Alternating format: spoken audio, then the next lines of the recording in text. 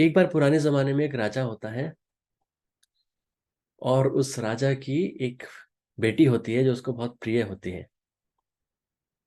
और उस बेटी को एक हीरो का हार होता है उसका, जो उसको बड़ा प्रिय होता है। आप उसको नौलखा हार बोल सकते हैं।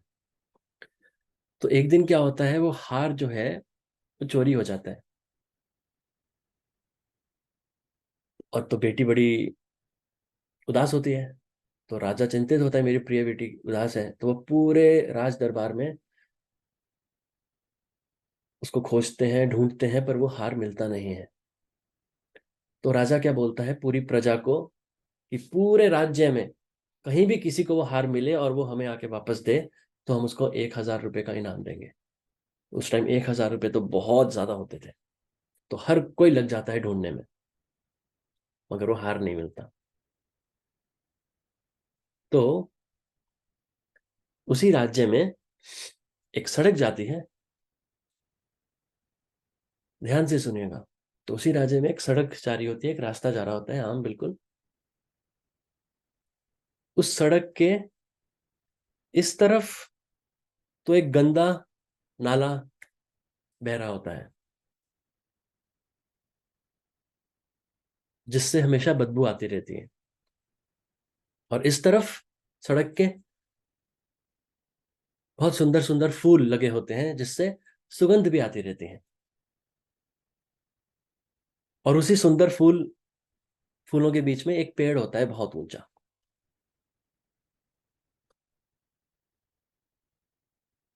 तो जो भी वहां से जाता है, चलता है वहां पे, उसको सुगंध भी आती है, दुर्गंध भी आती है।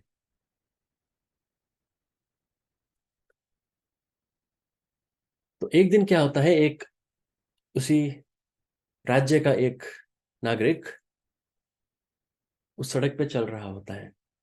और बहुत ही सनी मौसम होता है, बहुत ही अच्छा मौसम, धूप निकली होती है पूरी अच्छे से। अब वो चल रहा होता है, उसकी अचानक से नजर जो होती है वो उस गंदे नाले के पानी में पड़ती है। उसको अचानक से दिखता है वहां हार पड़ा हुआ है, वही हार।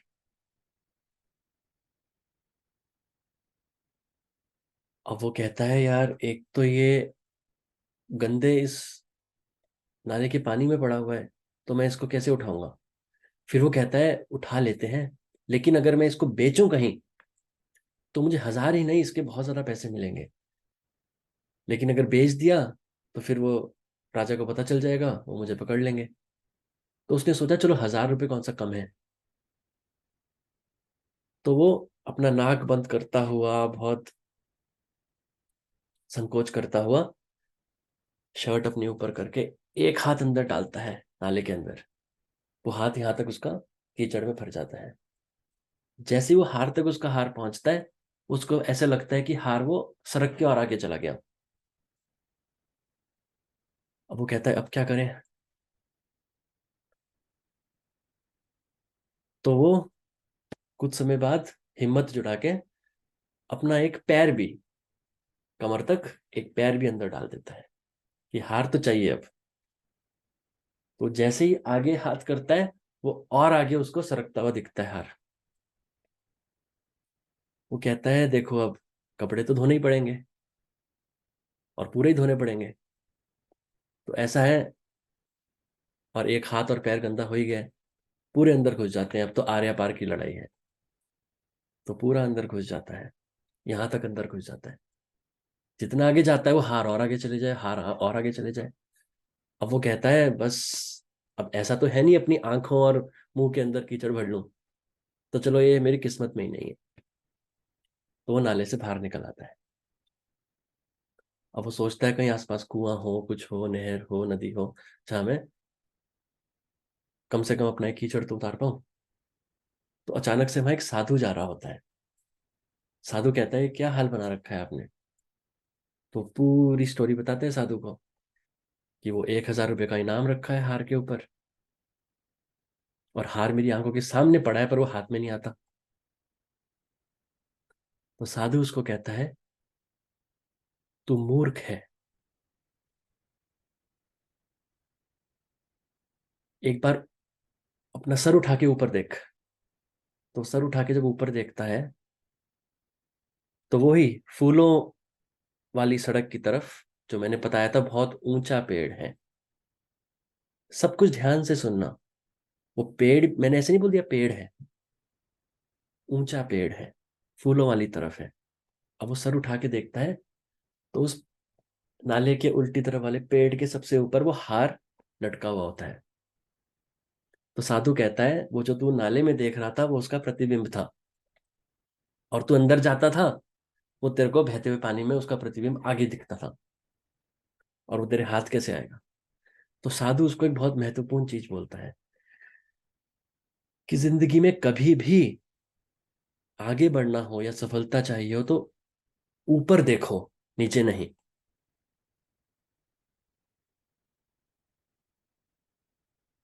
तो इससे क्या मैं आपको बताना चाहता था,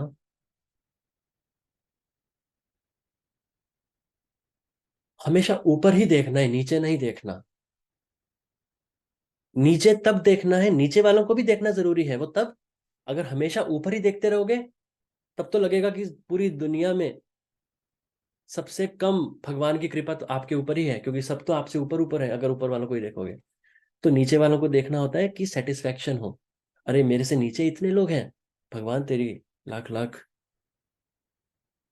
कृपा है, धन्यवाद। मगर अगर नीचे वालों को ही देखते रहोगे तब तो लगेगा बस मैं ही ज्ञानी हूं सबसे बड़ा। तो एस्पिरेशन के लिए अपने से ऊपर वाले को देखना है, इस भौतिक जगत में भी और आध्यात्मिक जगत में भी। तो वो जो सड़क के इस तरफ जो वो गंदे नाले का पानी था जिससे बदबू भी आती थी, वो है हम सबके बुरे कर्म, तमोगुण, दूषित मन।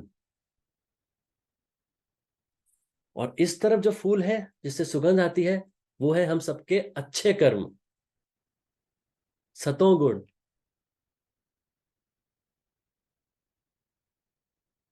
तो हर एक इंसान की जिंदगी में वो दुर्गंध भी है, वो सुगंध भी है, क्योंकि उसने अच्छे कर्म भी करे हैं, बुरे कर्म भी करे हैं पिछले जन्मों में, जिसका मिक्सचर वो प्रारब्ध लेके आया है।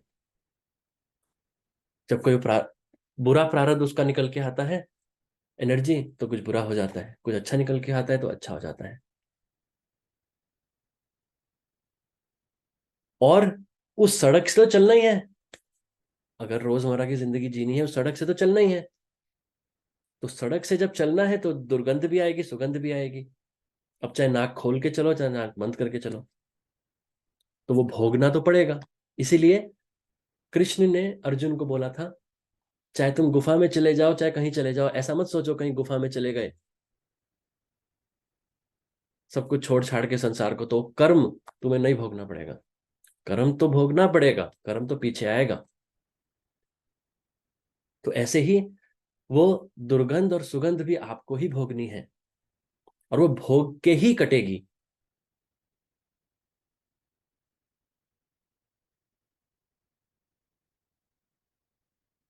तो वो व्यक्ति जो है, जब उसको पता चलता है कि वो तो पेड़ के ऊपर है, वो बहुत समय लगा के प्रयत्न से पेड़ के ऊपर चढ़ता है और हार उतार लेता है।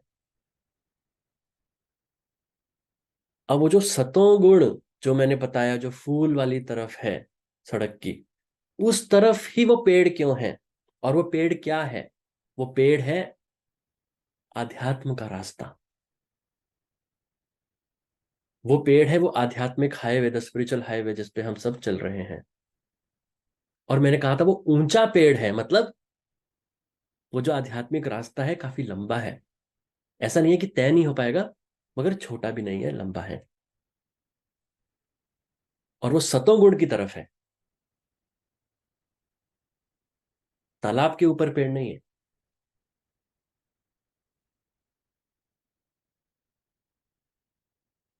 तो जब उस पेड़ के ऊपर आप चढ़ना शुरू करोगे, यानी अपनी चेतना को उठाओगे, चेतना अपनी कॉन्शियसनेस लेवल रेस करोगे,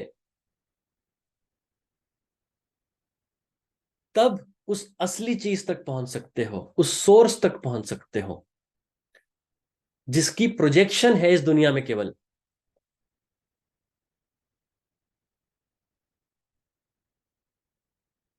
अब पता कैसे चले कि वो जो दिख रहा था नाले में वो प्रोजेक्शन है, रियल नहीं है?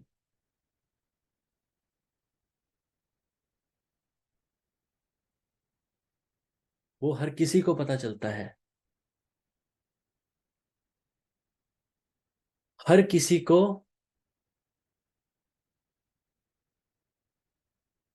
वो हेल्प भगवान से मिली हुई है। अगर मैंने बोला था उस दिन सनी डे है, जिस दिन वो इंसान चल रहा होता है, जो जिसको प्रतिबिंब दिखता है, उस दिन धूप निकली हुई है पूरी। अब धूप निकली हुई है तभी तो वो हार उस हीरो पे, वो धूप की चमक से वो प्रतिबिंब बन रहा है। अगर उस दिन बारिश होती या बादल होते, चमक ही ना होती हार की, वो प्रतिबिंब ही ना बनता। अब उस सूर्य की किरणें, वो प्रकाश क्या है? वो है, वो भगवान की सहायता हमेशा है। तुम ऊपर देख के पेड़ पे चढ़ने वाले तो बनो।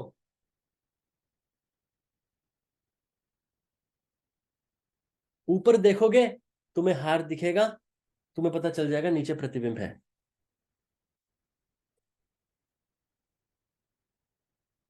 कभी ऐसा नहीं है कि भगवान की सहायता कभी मिलती नहीं है। कभी मिलती है, कभी नहीं मिलती, नहीं, हमेशा है वो सहायता। He is waiting for you. आप एक कदम आगे बढ़ाओ, वो 100 कदम आपके लिए आगे बढ़ाएगा।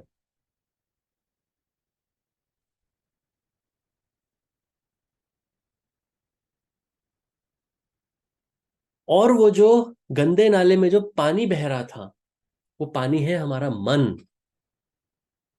वो स्थिर नहीं है मन।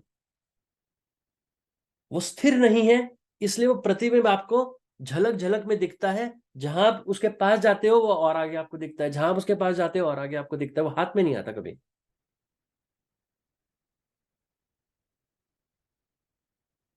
मगर अगर वो पानी रुका हुआ होता, तो केवल वो हार की छोटी सी चमकीली झलक ना दिखती उसको। अगर वो पानी रुका हुआ होता, उसको पूरा पेड़ भी दिखता।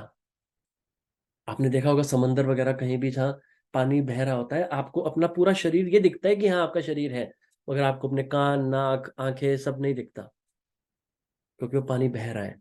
पर जब पानी स्थिर हो जाता है, तब आपको अपने कान, नाक, आंख सब कुछ दिखता है ध्यान से। तो ऐसे ही जब मन स्थिर हो जाएगा, तो आपको वो पेड़ पूरा दिखेगा हार के साथ। तब आपको लगा रही है तो पेड़ भी दिख रहा है, मतलब ये रियल है ही नहीं, रियल कहीं और है सोर्स। वो सोर्स कहाँ है? वहां तक जाते हैं। अभी किसी का भी मन शांत नहीं है, तो उसको वो जैसे पेड़ ही नहीं, बस केवल ऊपर का वो हार, जो कि है आपकी आत्मा, वो बस हार का दिव्य दिव्यता वाला रूप कभी कभी दिखता है, कभी कभी झलक बस। मतलब आपके चारों तरफ जितने आपके संबंधी हैं, जितने आपके माँ, बहन, भाई, बेटे, दोस्त, अगर उनको आप, दो चीजें हैं, उन संबंधों को आप उस नाम से भी जान सकते हैं जो शरीर का नाम है, कि यही है बस सत्य, या उसके अंदर आत्मा जो है वो सत्य है। अगर उस शरीर को आप सत्य मान रहे हैं, तब तो वो आपको भी उसी कीचड़ में घुसने वाले इंसान की तरह वो झलक झलक दिखेगी। आप कीचड़ के अंदर जाते चले जाओगे और दूषित हो जाओगे।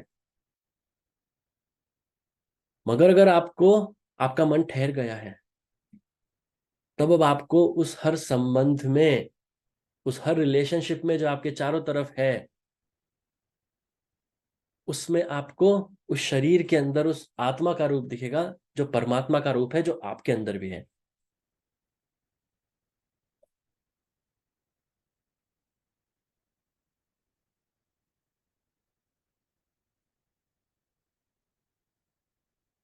तो हमें मन को शांत करना है। मन को जब तक आप शांत नहीं करेंगे, आप उस झलक दिखाने वाले उस माया रूपी प्रतिबिंब को असली समझ लेंगे, और जिससे आपकी पूरी जिंदगी, पूरी जीवन की जलेबी बन जाएगी। मगर जब आपका मन स्थिर होगा,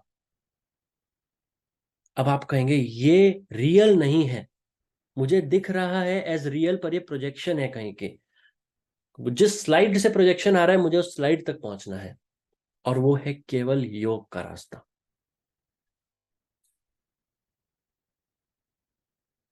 अब योग तब तक नहीं होगा जब तक वो दृढ़ संकल्प नहीं होगा कि कुछ हो जाए, मुझे रोज सुबह और शाम योग करना है। कोई एक दिन करता है, 2 दिन करता है, 4 दिन करता है, फिर छोड़ देता है, वो आपका संकल्प नहीं था, वो आपकी इच्छा थी, इच्छा हुई कर दिया।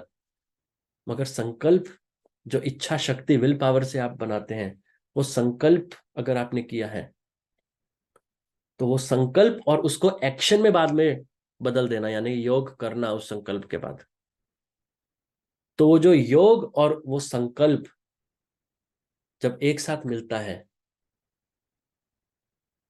तब वो मन रुक जाता है। अब वो मन जब रुक जाएगा, और मैंने बार बार आपको कहा है, मन एक बार में नहीं रुकेगा।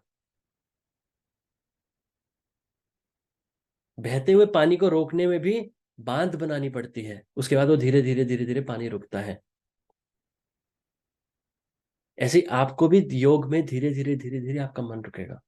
मगर आप वो प्रोग्रेस चेक कर सकते हैं कि वो धीरे धीरे रुक रहा है या नहीं, उसकी गति धीमी हो रही है या नहीं। अगर गति भी धीमी नहीं हो रही, मतलब जो आपने बांध बनाया है उसमें त्रुटि है। ऐसे ही अगर आपका योग में महीनों महीने सालों साल करते हुए भी आपका मन स्थिर नहीं हो रहा, अभी भी आपका मन वैसे ही भागता है जैसे पहली बार ध्यान में बैठते समय भागता था, तो आपके ध्यान में कुछ त्रुटि है। फिर जिस तरीके से आप ध्यान करते हैं, कुछ भी हो सकता है, आप एकदम पेट भर भोजन खा के एकदम ध्यान में बैठ जाते हो, या आपकी रीढ़ की हड्डी सीधी ना रहती हो, या बीच बीच में अपनी आंखें खोलते रहते हो, बहुत चीजें हो सकती हैं, या आप ब्रह्मचर्य का सही से पालन ना करते हो, तो वो फिर आपको उस त्रुटि को सही करना पड़ेगा। मगर जब आप सही तरीके से करेंगे, तो वो आपका जो मन है वो शांत होने लगेगा। और सबसे बड़ी बात,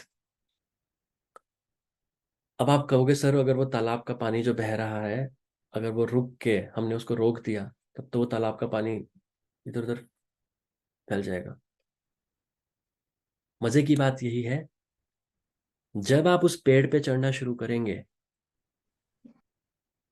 तो वो जो आपके पाप कर्मों रूपी, तमोगुण रूपी वो जो नाला है, वो आपके तमोगुण क्षीण हो जाएंगे, आपके पाप क्षीण हो जाएंगे, मतलब वो नाला जो है वो सूख जाएगा, बस सुगंध ही सुगंध रह जाएगी, फिर दुर्गंध आएगी ही नहीं आपको। नाला तभी तो बह रहा है ना, जब वो पूरी प्रजा, उस राज्य के नागरिक जब थोड़ा थोड़ा गंध रोज उसमें भाव करते हैं। अगर गंध ही किसी के घर से नहीं निकलेगा, तो क्या बहेगा गंध। उसी को इंडिविजुअल लेवल पे अगर देखें, अगर वही, अगर आपके अंदर वो दूषित मन ही नहीं रहा, वो तमोगुण ही नहीं रहे, तो फिर तो सुगंध ही सुगंध है। और पेड़ के ऊपर जब आप चढ़ेंगे, तब आपको वो पूरा, जितना आपका होराइजन था, जो आप अपनी दृष्टि से पूरे उस राज्य को देख सकते थे, वो भी बढ़ गया। जब आप छत पे जाते हैं किसी घर की, बहुत ऊंचे घर की, स्काई स्क्रेपर पे जाते हैं, तो आपको पूरा शहर दिखता है, आपका होराइजन बढ़ गया आंखों का। ऐसे ही जब आप अध्यात्म के रास्ते में ऊपर बढ़ेंगे, आपका कॉन्शियसनेस का एक्सपेंशन हो जाएगा।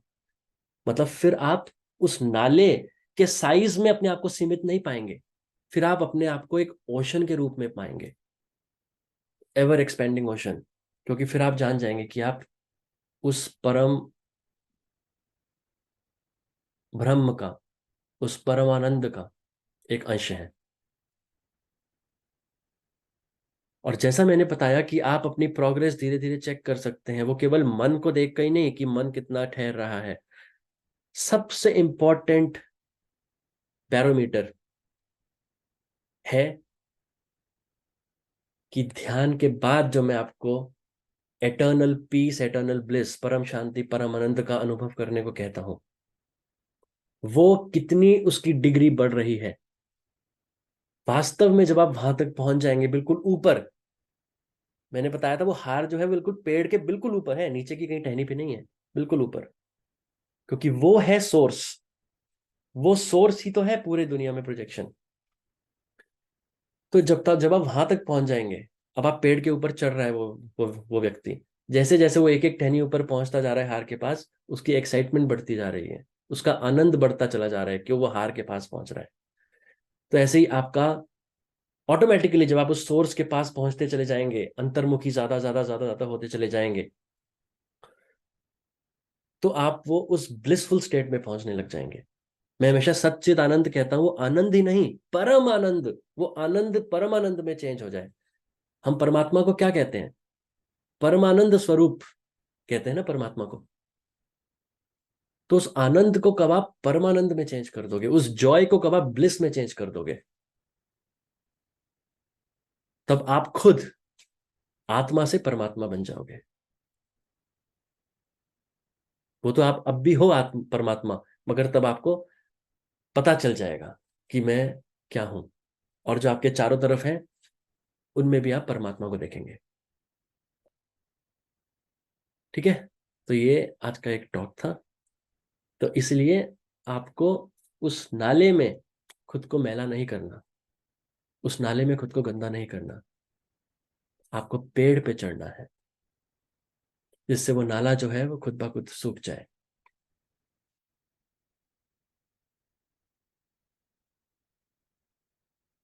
क्योंकि आप अगर नाले में गए तो उस व्यक्ति की तरह अपने आप, अपने शरीर जो दूषित हुआ है उसको तो आप स्नान से धो लोगे, मगर जो मन दूषित है जिस वजह से वो नाला बह रहा है, वो साफ नहीं होगा। वो केवल मन को ठहराने से और योग से ही शांत हो सकता है। ठीक है। तो आज के लिए इतना ही। अगर किसी का कोई क्वेश्चन है आप प्लीज मुझसे पूछ सकते हैं अपना raise your hand button press करके।